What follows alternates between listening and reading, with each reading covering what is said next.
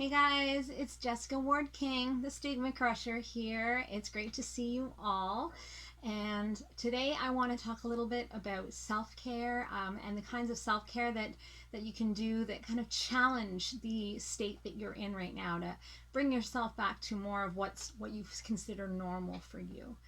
So that's what we're going to talk about. Let's just get right into it. But before we do, remember to hit that subscribe button. And if you want to be notified each and every week when I post, hit that notifications bell as well. Here we go. So this week was my 15th wedding anniversary. I know. It's been a long time, and we decided to do something to celebrate. And what we decided to do was to go to a Nordic spa. You know, those kinds where they have the hot bath and the cool bath and the ice cold bath and the temperate and the jets in some of them and the saunas and the steam room and the whole 9 yards. And you pay to get in, and then you can kind of do whatever you like. And there were hammocks, and there were really comfy places to sit and really good food and all that kind of stuff. And we were there from about 9 in the morning till about 3 in the afternoon. So while the kiddo was at camp, don't tell anyone. And it was really an exercise in self-care that was good for my hypomania. So if you've been here a while, you'll know that I've been struggling for about a month, maybe a little bit longer, with hypomania after a 2.5-year episode of depression. And so this hypomania manifests itself in things like reckless behavior, hypersexuality, thoughts going quickly, often talking too quickly, not sleeping nearly enough, other risky behaviors. I mean, the list goes on, and I'm kind of in a textbook case. I'm being medicated now and hopefully getting better. But what kind of struck me was today I had to see a psychiatrist who was not my psychiatrist, because mine has gone on well-deserved holidays. And so I saw the psychiatrist standing in for him. And her advice to me was, while I am still slightly hypomanic, to do nothing stimulating. That means she couched it as no fun. Things that are relaxing, not stimulating, lots of sleep, some exercise, good eating habits, no parties, no, drunkenness, no legal use of cannabis, no, none of that kind of stuff, nothing that's really stimulating. And now this is something that I find hard, because while I'm hypomanic in particular, I really want to be going, and I really want to be doing.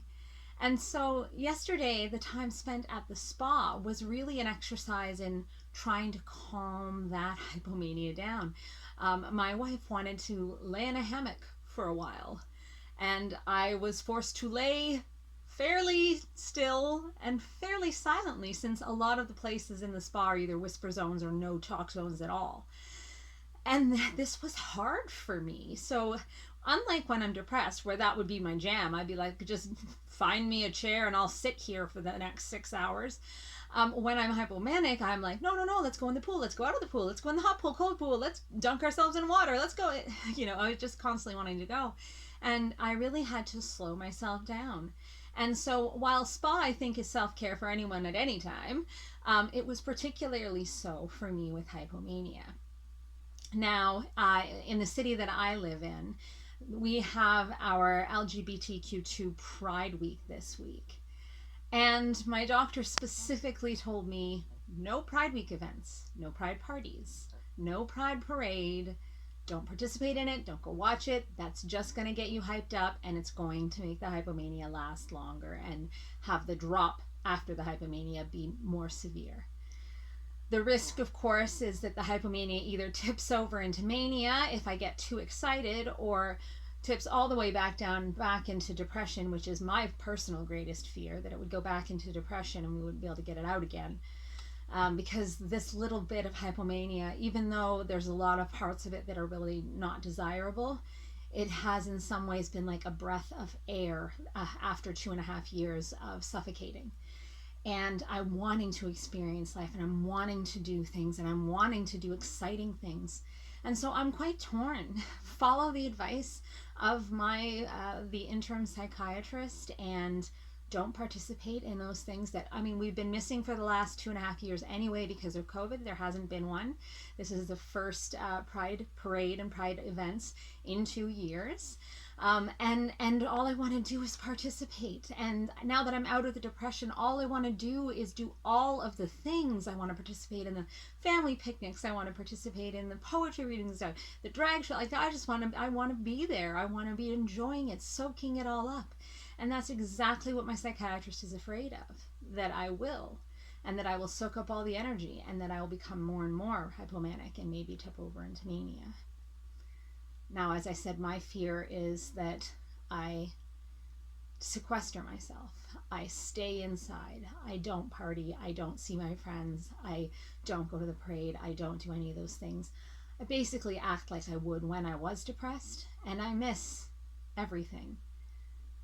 And then if I go into depression again, I will feel like I've missed out on aspects of life that I could have enjoyed at least a little bit. And so it's quite difficult, especially with an illness like bipolar, where going too far down is obviously bad, but going too far up is bad too. The real goal here is to try to get regulated, to try to get stable and even. And if that means getting yourself moving when you're depressed, that might also mean stopping yourself from moving when you're manic or hypomanic. But I'm struggling, guys. I mean, I've had the energy to do things, to enjoy life these past few weeks, it's almost a month.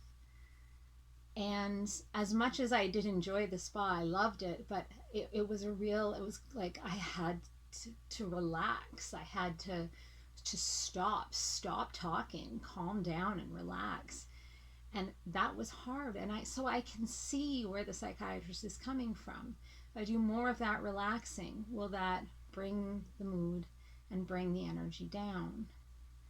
And yet Pride only comes once a year. And so I just don't know what to do. I always try to take the advice of my doctor. It's a little bit more difficult since this is an interim psychiatrist, and part of me is going, oh, but your actual psychiatrist wouldn't say that. Probably he would, but there's, that part of me that can reason my way out of it if that's what I want to do. But I mean, she's seen plenty of hypomanic and manic patients, and she knows what's going to help and what's not going to help. And so that might mean missing out on all the fun to try to regulate my energy and my mood. And I'm not happy about it. To kind of update you as well, I'm still not allowed to drive. So patients that are hypomanic or manic, generally speaking, are told not to drive. Sometimes our licenses are taken away by the doctor. I still have my license, but I have been strictly told not to drive, that my insurance wouldn't cover me if something went wrong. And so that kind of makes matters worse in some ways. And I am on a cocktail of medication to make me sleep, I'm on 2 different mood stabilizers. I'm on sleep medication. I've just been taken off my antidepressant, which of course freaks me out even more because I haven't been without an antidepressant since I was, I want to say, 17. So that's kind of scary too, because what if we take away the antidepressant and the mood goes down? That's my greatest fear. I think I've said that like 7 times in this video, but it really is. So yeah, I mean, I started out this video, I was going to talk about self-care and how it's important, and how, it's important to challenge yourself to do those things that are caring for your body and caring for your mind and your soul, but not necessarily things that come naturally or come easily to you. And I've ended up rambling a little bit about all of the things in terms of my current mental health and status of my mental illness, and what self-care might look like. Whereas in previous years, I would have probably had my psychiatrist urging me to go to the Pride Parade, like, just get out of the house when I was depressed. Just get out of the house, do something fun. Now that it's the other way and I'm being told, just stay in the house, don't do anything fun, you're not allowed to have any fun at all. I mean, it's so difficult. But self-care, it's different things in different contexts and different things for different people.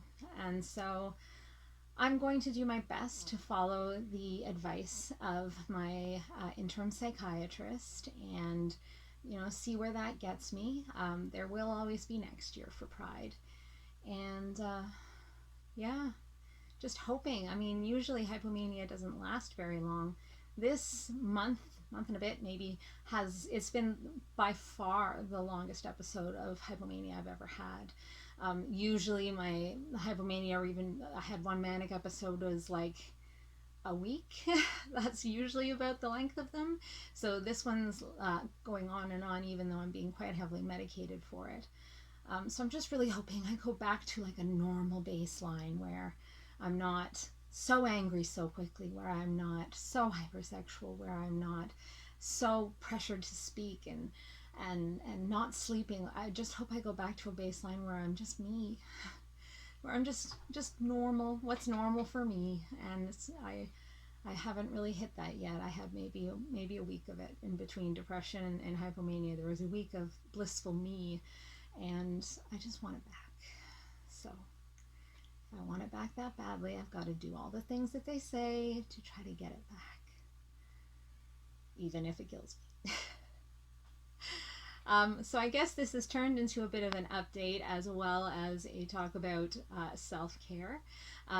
Please let me know down below what you do for self-care, and maybe things that you think you could do that would kind of, help you get out of whatever state you're currently in. So whether that's depressed, whether that's manic, whether that's,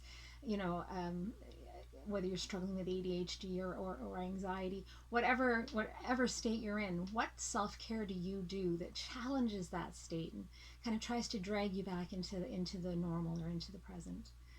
So comment down below, and as always, have a great week. I look forward to seeing you guys next week. Take care. Bye. StigmaCrusher.